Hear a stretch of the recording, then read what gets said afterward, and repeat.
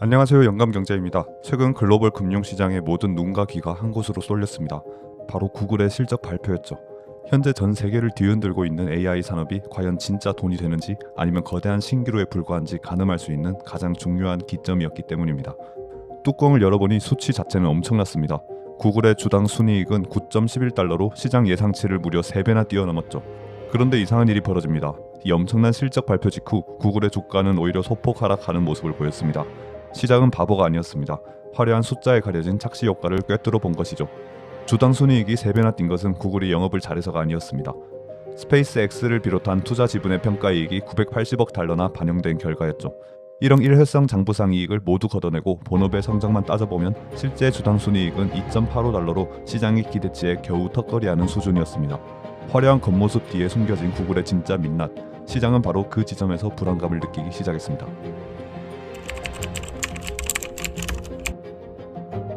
시장이 진짜 놀란 부분은 따로 있었습니다. 바로 구글의 금고 상태를 보여주는 잉여 현금 흐름입니다.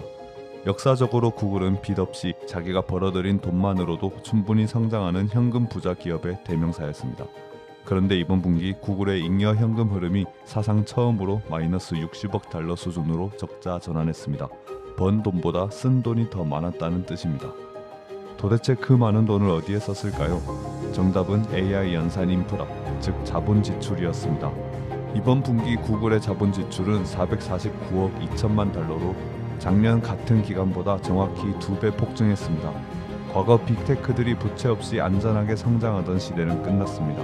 이제는 유상증자를 하고 빚을 내서라도 데이터 센터와 GPU를 사들여야 하는 자본 심화의 늪에 빠진 겁니다. 구글이 총대를 메고 실적을 희생하면서까지 AI 투자를 밀어붙인 셈인데 이를 지켜보는 투자자들 입장에선 이러다 빅테크들 다 같이 죽는 거 아니야? 라는 공포가 피어오를 수밖에 없었습니다. 구글의 금고가 비어가는 것을 확인한 월스트리트의 비관론자들은 본격적으로 칼을 빼들었습니다. 세쿼이아 캐피탈의 파트너 데이비드 칸은 아주 뼈아픈 수학적 계산을 던졌습니다. 현재 빅테크들이 깔아놓은 어마어마한 AI 하드웨어 장비들의 감가상각을 방어하려면 AI 산업 전체가 2026년 기준으로 매년 최소 7,250억 달러를 벌어들여야 합니다. 하지만 현실은 어떨까요? 오픈 AI를 비롯해 형제의 생성형 AI 생태계가 만들어내는 1년 총수익은 500억에서 1,000억 달러 수준에 불과합니다.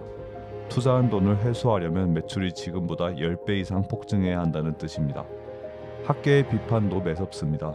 노벨 경제상을 받은 다론 아세모글루 교수는 지금의 AI 투자를 엄청난 비용이 드는 최첨단 기술로 고작 저임금 일자리를 대체하려는 비효율적인 짓이라고 꼬집었습니다.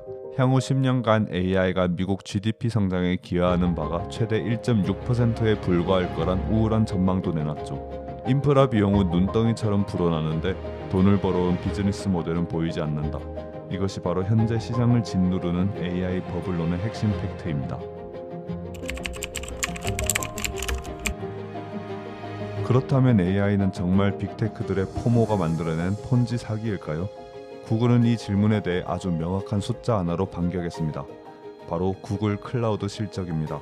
시장이 아무리 버블을 외쳐도 구글 클라우드의 이번 분기 매출은 전년 대비 82%나 폭등한 247억 7천만 달러를 기록했습니다. 가장 놀라운 것은 영업이익률입니다. 보통 성장을 억지로 끌어올리려면 가격을 깎아주며 마진을 포기해야 합니다. 그런데 구글 클라우드의 마진율은 무려 35.6%를 찍었습니다. 비싸게 불러도 사겠다는 기업들이 줄을 서 있다는 뜻입니다. 실제로 구글 클라우드에 밀려있는 대기수주 잔액만 5,140억 달러에 달합니다. 월가의 분석가들이 장부상 비용을 걱정할 때 현실 세계의 기업들은 막대한 비용을 지불하면서까지 클라우드와 AI 인프라를 달라고 아우성치고 있는 겁니다. 투자를 멈출 수 없는 명백한 초과 수요의 증거입니다. 비관론자들이 내세우는 또 다른 논리는 이제 AI가 학습할 인간의 데이터가 바닥났다라는 것입니다. 더 똑똑한 AI를 만들려면 더 많은 텍스트를 먹여야 하는데 인터넷상의 고품질 데이터가 고갈되어 성장이 멈출 것이란 주장이죠. 하지만 기술의 최전선은 이미 다른 차원으로 진화했습니다. 최근 등장한 오픈AI의 O1 모델이나 중국의 딥시크 R1을 보면 트렌드가 완전히 바뀌었습니다. 과거에는 데이터를 쏟아붓는 사전 학습에 집중했다면 이제는 모델이 스스로 생각하고 논리적으로 검증하는 추론 시간 확장 단계로 넘어갔습니다. 즉 AI에게 정답을 외우게 하는 게 아니라 문제풀이 과정을 스스로 고민하게 만드는 겁니다. 이 생각하는 과정 자체가 어마어마한 컴퓨팅 파워를 요구합니다. 데이터가 고갈되어서 투자가 끝나는 게 아니라 AI가 더 깊게 생각하기 시작하면서 컴퓨팅 자원을 끝없이 잡아먹는 새로운 돌파구가 열린 셈입니다. 상황이 이렇다 보니 빅테크들은 마음이 급합니다. 하지만 여기서 가장 치명적인 문제가 발생합니다. 돈이 있어도 데이터 센터를 지을 수가 없다는 겁니다. AI는 화면 속 마법이 아니라 엄청난 철강과 반도체 그리고 전기를 집어삼키는 거대한 물리적 공장입니다. 2030년이면 전 세계 데이터 센터가 일본이라는 거대한 국가 전체가 쓰는 전력량보다 더 많은 전기를 쓰게 될 전망입니다. 실제로 뉴욕주는 전력망 부족을 이유로 신규 데이터 센터 건설을 최대 1년간 금지했습니다. 미국 내 100개가 넘는 지자체가 건설 중단 조치를 내렸죠. 게다가 구글이나 마이크로소프트 입장에서는 2026년쯤 되면 벌어들이는 영업 현금보다 인프라 투자 비용이 더 커지게 됩니다.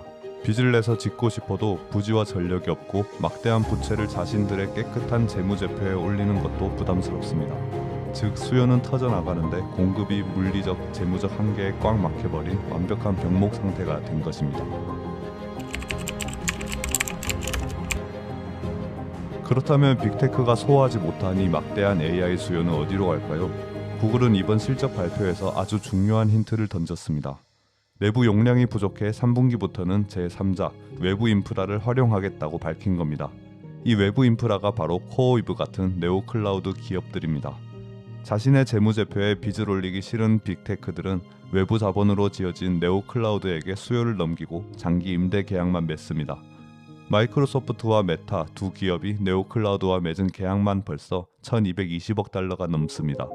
아마존 클라우드 1년 매출의 90%에 달하는 엄청난 돈이 네오클라우드로 흘러가고 있는 거죠. 시장은 메타가 남는 컴퓨터를 판다고 했을 때 경쟁이 심화된다며 공포에 질렸지만 실상은 정반대였습니다.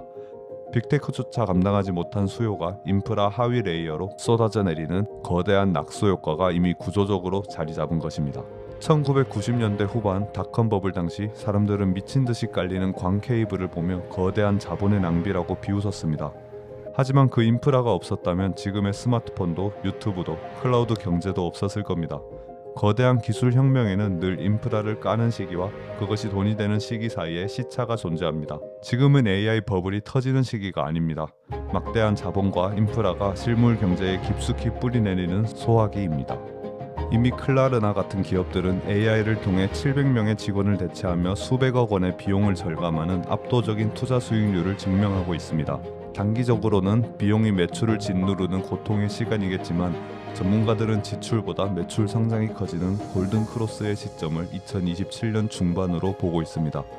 AI가 단순한 유행을 넘어 전 세계 경제를 돌리는 새로운 전기로 자리 잡는 이 거대한 빅사이클. 흔들리는 숫자 너머의 진짜 흐름을 읽어내는 자만이 다가올 기회를 잡을 수 있을 것입니다. 지금까지 영감경제였습니다.